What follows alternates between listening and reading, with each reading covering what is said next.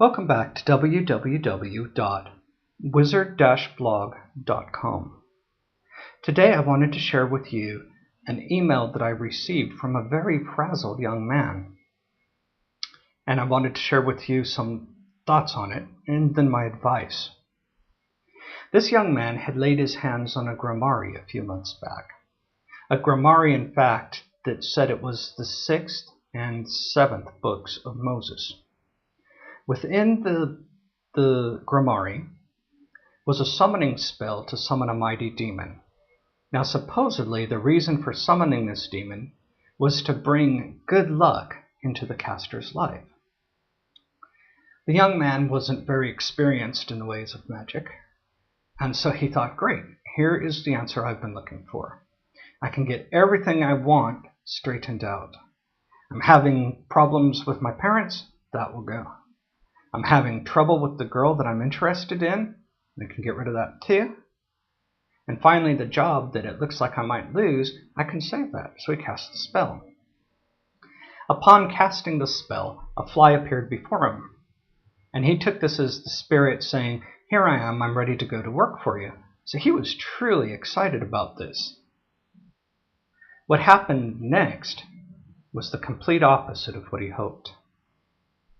1 week after he cast the spell, he was fired from the job he was afraid he was going to lose. 3 weeks after the spell being cast, the girl he was interested in ran off with another guy. And finally, a few days later, his father, who he'd been arguing with, ended up coming down really sick. Now, the interesting thing he related was he knew it was the spirit doing this because every time something went from bad to worse, a fly would appear before him. Now he's very upset, of course. He realizes that he's turned a spirit loose that's causing all kinds of mischief, and he's not sure what to do with it. He's asking me what the best thing for him to do is. Now, quite simply, the best thing when you bring a spirit into the world that it causes this kind of damage is for you to take it back out, if you know how. Use a banishing spell, send it back from where it came, and learn your lesson. Don't summon that spirit again. So this, of course, is what I told him. He told me that he has a little bit of experience with banishing. So since he's the one that brought it into the world, I advised him that he should try first banishing it himself. Then, of course, if he can't banish it, the next best thing is to get another spellcaster in to banish it and send it back from where it belongs so it stops making him miserable. There was a couple of things I wanted to point out that he did that was quite dangerous besides just bringing his spirit into the world. The first was in getting a grammari and using somebody else's spells without knowing much about either the person who wrote the grammari or about the spell itself. And this is how a spellcaster can get into a lot of danger. The best spells you can cast are very young because you know every ingredient and every intention and much better for it.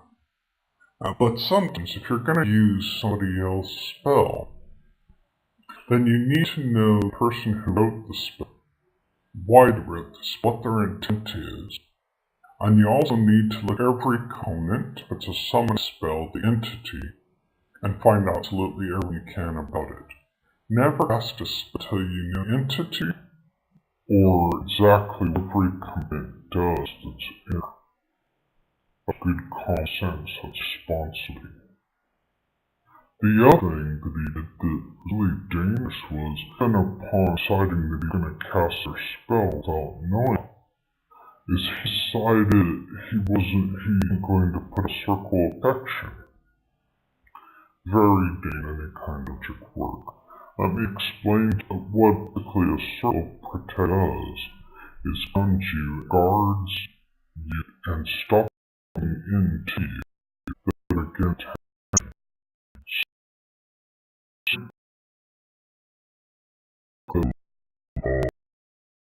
guys, I know a lot about magic. You use this spell she decided to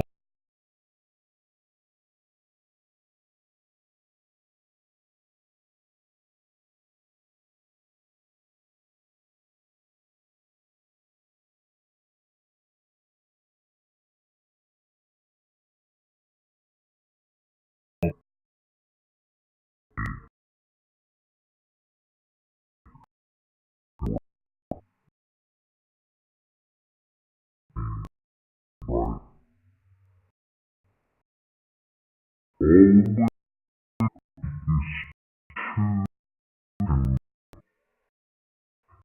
somebody